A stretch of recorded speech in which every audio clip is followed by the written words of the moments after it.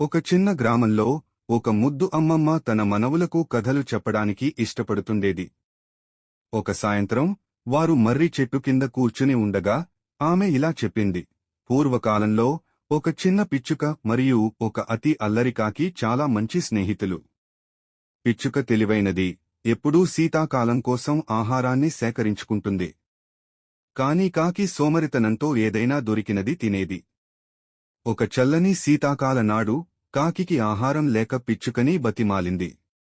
దయగల పిచ్చుక తన ధాన్యంలో సగమిచ్చింది కాని హెచ్చరించింది, నేడు సోమరితనం, రేపు ఆకలి.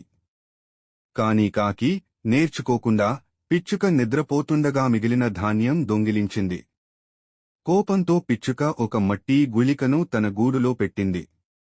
కాకి దాన్ని కొరికేస్తే దాని ముక్కు విరిగిపోయింది. ఆ రోజునుంచి కాకి ఎప్పుడూ దొంగతనం చేయలేదు. పిచ్చుక కష్టపడి పనిచేసుకునే విలువను అందరికీ నేర్పుతూ సుఖంగా జీవించింది. మనవులందరూ నవ్వుతూ, అతిగాంధీ ఎల్లప్పుడూ ఇబ్బంది తెస్తుందని తెలుసుకున్నారు.